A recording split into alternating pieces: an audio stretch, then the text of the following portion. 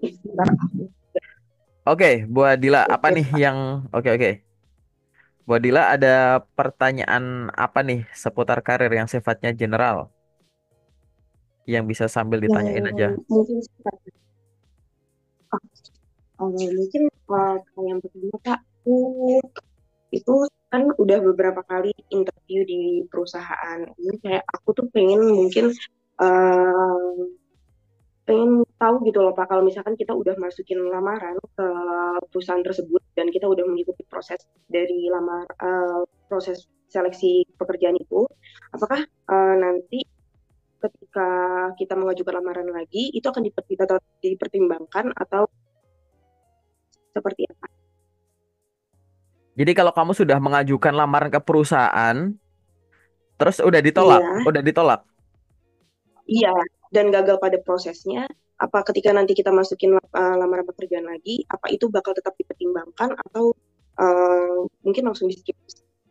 Ya, jadi begini, ada perusahaan yang aturan mengirimkan lamaran kerjanya itu sedikit lebih strict daripada yang lain.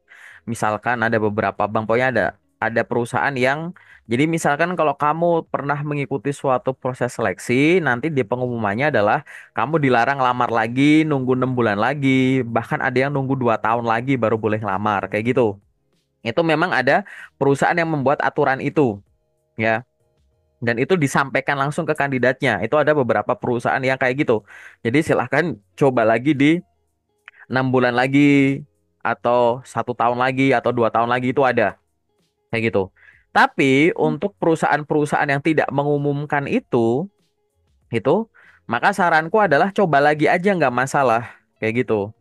Ya, coba lagi aja nggak masalah.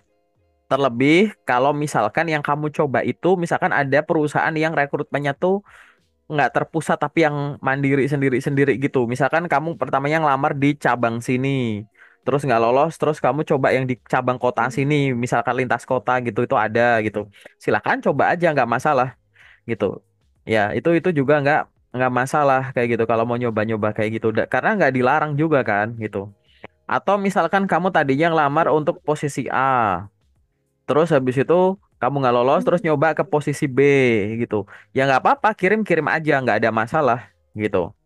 Nah, lalu apa yang harus dilakukan sama kamu untuk meningkatkan kemungkinan bisa lolos? Ya, jelas yang pertama itu adalah pastikan loker yang kamu lamar lagi dari perusahaan yang udah pernah kamu gagal itu adalah yang buka posisi yang relevan dengan yang kamu miliki kemampuannya, kayak gitu. Gitu. Artinya nggak sekedar kamu ngelamar lagi gitu. Tapi barangkali nih, misalkan kamu ngelamar laginya tuh nggak harus yang langsung beruntun. Misalkan ada durasi dulu tuh 1 bulan, 2 bulan, misalkan gitu ya, misal gitu. Tapi kamu udah ada skill yang kamu tambahin sehingga CV-mu terupgrade, lampirannya terupgrade ya nggak apa-apa kayak gitu. Jadi paling enggak tuh ada sesuatu yang udah diupdate dari diri kamu yang tertulis di dokumennya sebagai modal kamu untuk lamar kerja baik itu di posisi yang sama atau posisi yang berbeda kayak gitu ya di perusahaan tersebut. Yang nomor dua adalah menjaga hubungan baik dengan perusahaan dalam tanda kutip rekruternya gitu. Bahkan sejak kapan ya? Sejak awal kamu ngelamar yang sebelumnya sampai kamu diumumin ditolak gitu. Misalkan diumumin ya Ibu Dila, mohon maaf Anda belum dapat lanjut ke tahap selanjutnya gitu. Gitu. Ya kamu jangan diemin aja pengumuman. Kadang orang kalau ada pengumuman sedih gitu tuh didiemin gitu. Tapi dibalas aja. Oh baik Bu, baik Pak, terima kasih untuk informasinya. Sayang sekali saya belum dapat bergabung sekarang. Mohon izin untuk atau misalkan semoga kita dapat bekerja sama pada kesempatan selanjutnya. Saya akan berusaha atau saya akan meningkatkan kemampuan diri saya kembali dan pada saat nantinya ada informasi lowongan pekerjaan yang dibuka kembali, saya akan mencobanya. Ngomong aja gitu, nggak masalah, pasti dinotis. Karena bahkan untuk mendiskusikan, ngobrolin hal-hal yang mungkin kamu nggak senang, itu kan nggak senang ya gitu kan. Itu kamu masih bisa komunikasi secara profesional, pasti itu akan dinotis gitu. Ini anak dikasih pengumuman yang menyedihkan ya ibaratnya kan nggak lolos tuh tapi tetap komunikatif tuh Mungkin kamu akan di notes di situ. Dan beberapa kali di grup loker ya ada teman-teman yang kayak begitu. Jadi nggak sekedar ngirim, ngirim, ngirim, ngirim, ngirim, tapi dari sisi kamunya tidak coba mengupdate kemampuannya. Update kemampuan nggak harus ikut kursus-kursus atau apapun yang berbayar ya. Yang kamu pelajari sendiri dulu boleh, atau dulunya tadinya kamu gagalnya di tahap mana, misalkan, oh sebelumnya di tahap interview. Nah, sekarang identifikasi tuh interviewmu gagalnya di mana aja, latih gitu, biar kamu nanti pada saat interview lebih meyakinkan dan jawabannya tepat kayak gitu kan. Nah, udah kayak gitu. Sambil nanti apa lagi yang selanjutnya? Branding. Jadi branding di sosial media itu untuk membangun kesan-kesan tadi.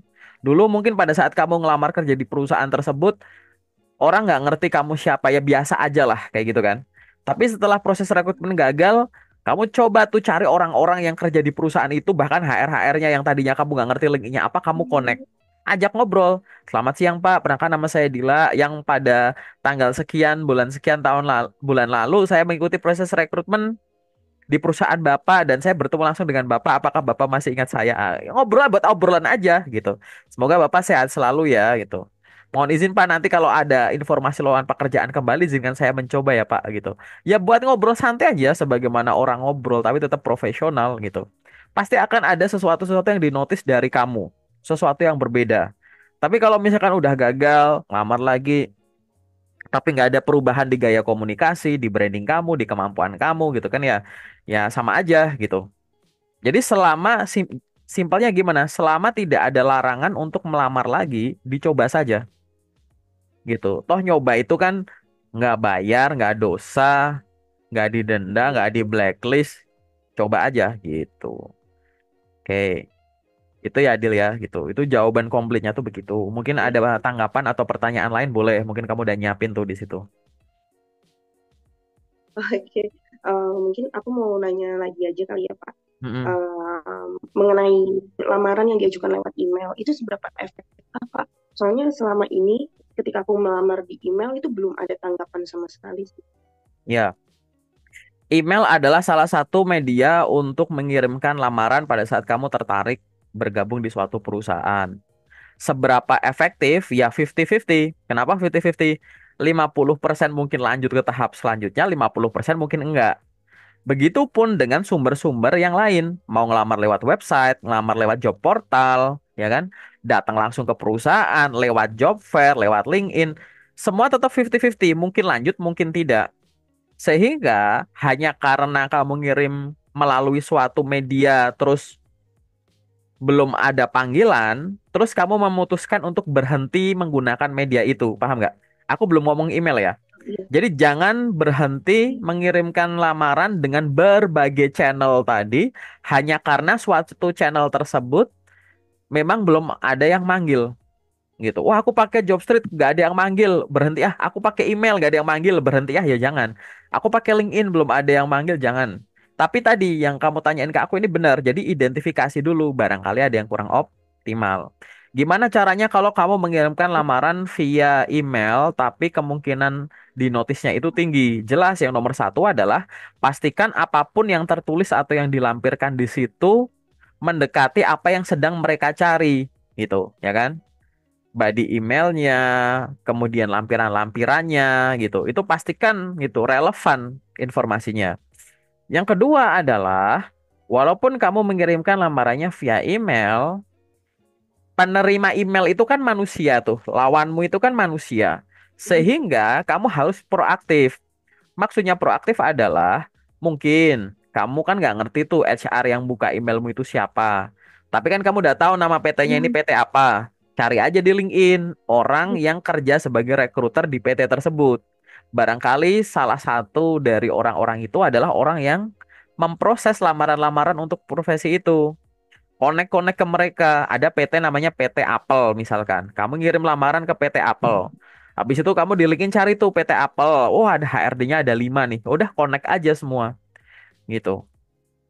Terus habis connect nanti mungkin bisa kunjungin satu-satu tuh. Ada nggak barangkali ada loker yang diposting melalui akun pribadi mereka. Ya kan? Kalau ada, wah ini kemungkinan, wah aku ngelamar yang ini nih. Wah ini kemungkinan adalah orang yang menerima lamaranku nih gitu kan. Connect aja nunggu di ACC misalkan. Kalau udah di ACC langsung perkenalan diri. gitu. Selamat siang Bu Dila, perkenalkan nama saya Aga. Terima kasih sudah menerima permohonan koneksi saya. Beberapa waktu yang lalu saya melamar kerja di PT Apple sebagai seorang sekretaris Hmm. misalkan gitu. Apabila Ibu adalah rekruter yang memproses lamaran tersebut, semoga email lamaran kerja saya sudah diterima dengan baik ya Bu. Apabila Anda masih membutuhkan informasi tambahan terkait kualifikasi saya, dipersilakan juga untuk menghubungi saya melalui LinkedIn ini atau Ibu dapat mereview akun LinkedIn saya gitu. Diajak ngobrol gitu. Nah, hal-hal semacam ini harus kamu lakukan gitu. Balik lagi gitu. Kadang ada orang yang dapat bilang kayak, "Oh, email itu jarang direspon." Ada yang, "Wah, aku malah banyak Iya. yang respon, direspon cepat lewat email." Beda-beda gitu. Yang penting nanti dipastikan dulu caranya tuh kayak begitu ya. Jadi multi channel dan yang kedua adalah proaktif itu. Kuncinya tuh di situ sebenarnya. Oke, terus mungkin ada apa lagi yang bisa kita diskusikan? Oh, aku juga mau tanya. Jadi ketika lamaran pekerjaan itu diupload, diiklankan, itu sebenarnya HR itu cek pelamar yang kandidat yang mengirim lebih awal, atau justru itu tuh tetap dicek sampai eh, sampai lokernya itu ditutup. Oh, oh menarik sekali pertanyaannya gitu. Jadi bagaimana cara menyeleksi lamaran? Apakah yang Iya. cepetan, apakah yang cepetan ngelamar itu akan diproses duluan sesuai antrean ibaratnya gitu ya. Pokoknya Iya. yang udah masuk buruan diproses atau nunggu periodenya selesai baru semuanya diproses. Jawabannya kemungkinan dua-duanya bisa gitu. Karena gini, rekruter itu ya kan dia nggak mungkin. Ini aku pakai sudut pandang user ya, karena aku user aku belum pernah jadi HR gitu. Jadi rekruter itu nggak mungkin ngerekrut orang kalau memang tidak ada kebutuhan, nggak ada user yang butuh, ya kan? Logikanya, kalau kita butuh seseorang tapi butuhnya setahun lagi, ya open rekrutmennya nanti, paham nggak? Gitu. Iya. Ta- Tapi kalau kita butuhnya segera, ya kita bukanya ya sekarang, paham nggak? Kan nggak mungkin ya rekrutmen sekarang Iya. tapi buat pemenuhan 2 tahun lagi ya nggak? Gitu. Kita pakai logika dulu aja deh, biar kamu paham ya. Iya. Iya. Kan nggak mungkin kayak gitu, nggak mungkin kayak gitu, paham ya? Gitu, ya kan? Pasti gitu kan? Rekrutmen Iya. sekarang ya untuk yang sekarang kayak gitu. Nah, berarti artinya apa? Kalau lebih cepat, lebih baik dong, ya nggak? Sekarang kita gini, gini, gini. Paham kita, aku gabungin dulu logikanya ya. Iya, betul. Rekrutmen dibuka sekarang berarti perusahaan butuh segera, ya kan? Yang nomor dua adalah Iya.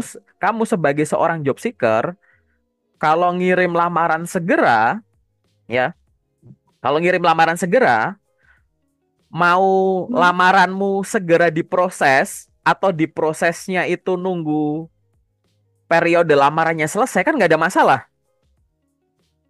Iya.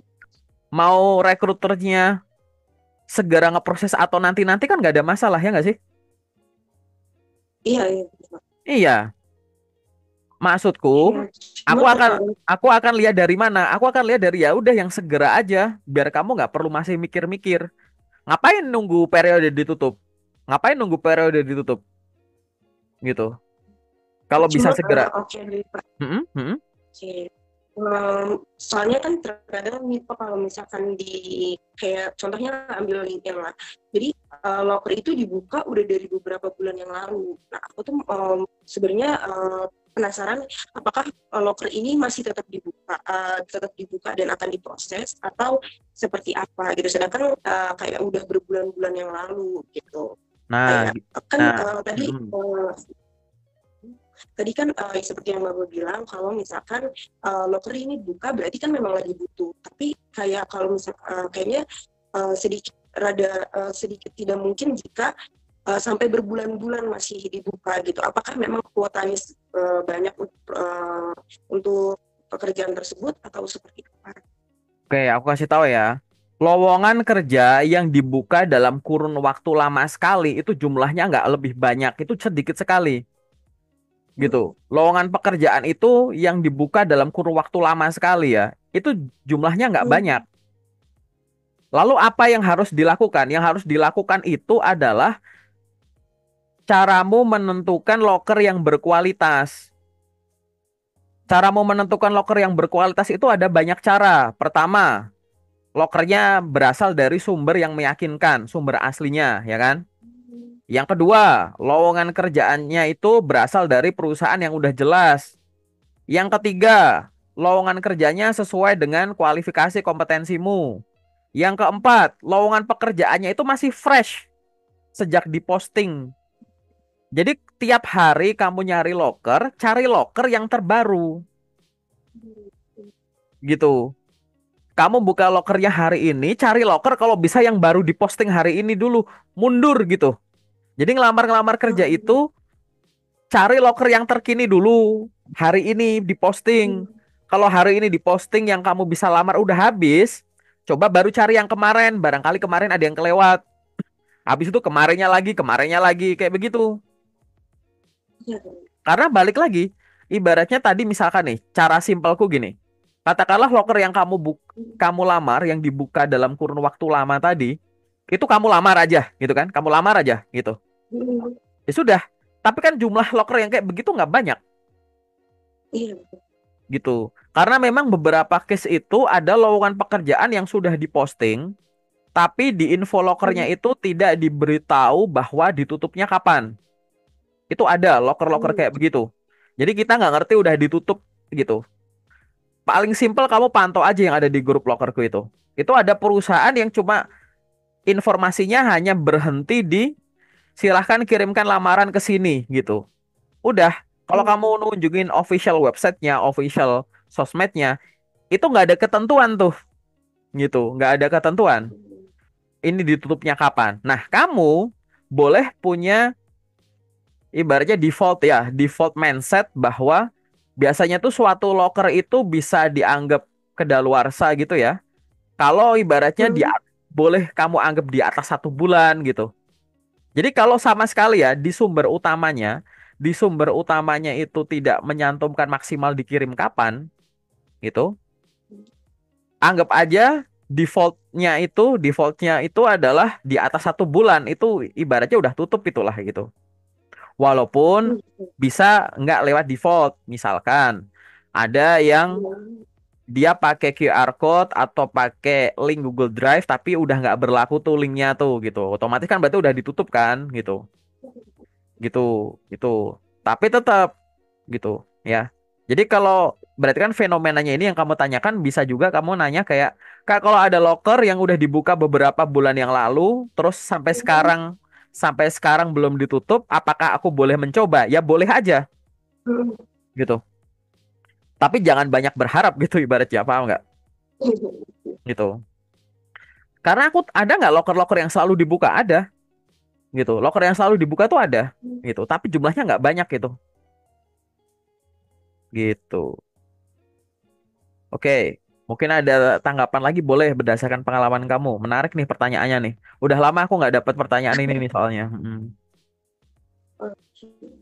Untuk saat ini udah cukup jelas sih Pak ya untuk yang pertanyaannya sebelumnya. Coba ada lagi yang kamu kamu tulis di situ. Sejauh ini yang kamu apply kendalanya apa misal? Oke, mungkin aku juga mau menanyakan tentang ini sih Pak. Sebenarnya ini aku tuh udah cari tahu mengenai negosiasi gaji yang aku maksud ini. Cuma terkadang tuh ada yang menyebutkan langsung saja sebutkan angkanya. Ada juga yang menggunakan range permintaannya gitu. Ada juga yang kayaknya tidak perlu disebutkan gitu. Nah, menurut Bapak itu baiknya seperti apa sih Pak? Apa kita langsung sebut angkanya atau berdasarkan range atau justru disesuaikan saja dengan perusahaan? Oke, kayak begini ya. Pada saat ditanya berapa gaji yang diharapkan, itu cara menjawabnya itu defaultnya ada dua. Yang pertama, jangan asal ngejawab kalau kamu belum riset. Jadi pertimbangkan kamu tuh punya bahan-bahan pertimbangan gaji yang bahkan sebelum kamu ngelamar kerja, sebelum kamu ditanya itu, kamu bisa riset dulu. Aku tuh pengen kerja jadi apa sih gitu. Dengan menentukan itu kan kamu udah tahu bisa riset di pasaran gaji itu berapa, UMK atau UMP di daerah situ berapa. Terus kamu tuh biar bisa bertahan hidup sebulan sampai gajian lagi tuh sekarang minimal butuh duit berapa gitu-gitu, ya kan? Terus kamu menilai dirimu sendiri berapa. Jadi jangan sampai intinya adalah sebelum kamu menghadapi pertanyaan itu, jangan sampai kamu nggak riset dulu gitu. Jadi harus punya bahan pertimbangan. Itu defaultnya di situ ya. Yang nomor dua adalah pada saat menghadapi negosiasi gaji, cara penyampaiannya itu atau menyebutkan gaji tadi, cara penyampaiannya itu beragam, tergantung nanyanya via apa gitu. Kalau ditanyanya itu waktu ngisi form, jadi kadang sebelum interview itu kan ada disuruh ngisi form gitu. Itu mungkin ada pertanyaan berapa gaji yang Anda harapkan gitu. Nah, lihat cara ngisinya gimana? Titik-titik kah? Titik-titik atau kadang kolom-kolom yang udah dikotak-kotakin gitu, udah di grid gitu. Kalau kotak-kotak gitu kan ya berarti kemungkinannya kan angka saja kan di situ langsung to the point. Tapi kalau masih titik-titik nggak salah masukin rentang gitu. Tapi aku sama sekali tidak menyarankan kamu jawab sesuai UMR, sesuai UMK, sesuai UMP gitu. Jadi aku sarankan itu dua tadi. Mau ditulis angka dulu boleh, rentang boleh. Tapi dilihat dulu medianya gitu. Kalau medianya itu memang tidak memungkinkan masukin rentang, ya masukinnya angka langsung. Kalau memungkinkan memasukkan angka langsung apa atau rentang juga bisa ya rentang dulu. Jadi buat aku tuh kalau semuanya bisa paling atas tuh rentang kalau aku range gitu. Ya gitu. Kalau aku range karena pertama memungkinkan nyebut range gitu. Yang kedua di sini range ini menunjukkan kesan di awal tuh kamu ada fleksibilitas di situ. Walaupun kalau angka juga bisa sih. Tapi kalau range tuh sebenarnya kamu lebih fleksibel di situ. Gitu. Namanya nego kan. Ini kan kamu sedang menakar hargamu sendiri gitu. Gitu. Masukin range gitu. Bahkan kalau misalkan memungkinkan memasukkan keterangannya, bisa. Misalkan ada tuh orang memasukkan angka misalkan 10 juta net, 10 juta gross gitu-gitu. Itu juga memungkinkan juga untuk beberapa kondisi gitu. Ya. Tapi tetap walaupun aku nggak ngajarin kamu yang masukin net atau gross, anggap aja tuh gross dalam arti masih bisa dipotong ini itu kan gitu. Nah, saranku kalau memang medianya itu memungkinkan, saranku yang kamu utamakan yang masukin range dulu aja gitu. Kalau aku pribadi ya, ini subjektif sih ini balik lagi karena subjektif di aku ya, karena ada beberapa tadi gitu. Kalau medianya mengizinkan, ngapain masukin nulis ikut UMR aja, ikut UMP aja, ikut UMK aja gitu kan? Sekarang nggak ada UMR, UMP, UMK gitu. Sesuai UMP, sesuai UMK. Padahal di luar sana banyak sekali profesi yang nggak ditakar pakai itu gitu. Perusahaan udah punya struktur dan skala upah sendiri yang kebetulan udah di atas itu perusahaan-perusahaan besar. Ya sudah gitu kan, gitu. Tetap tetap langsung range. Bahkan kalau di interview, berapa gaji yang Anda harapkan? Sampaikan saja, saya ingin mengajukan gaji antara sekian sampai dengan sekian juta per bulan gitu. Udah, that's it gitu.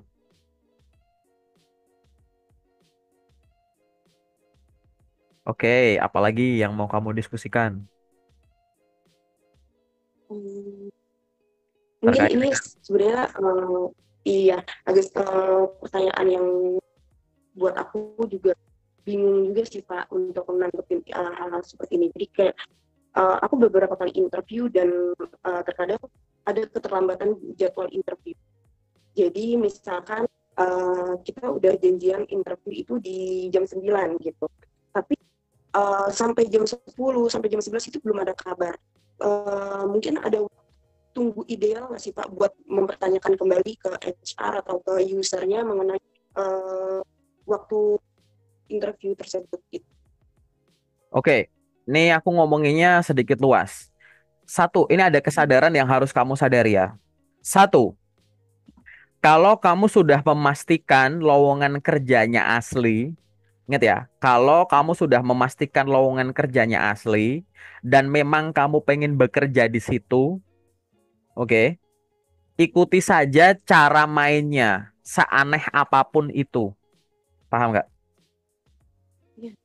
Gitu. Ingat ya, selama kamu masih pengen kerja di situ dan itu lokernya asli, ikuti saja cara mainnya seaneh apapun itu. Maksudnya aneh tuh gimana ya? Kayak tadi, kadang rekrutmen jamnya jam berapa, akhirnya di tesnya jam berapa, gitu.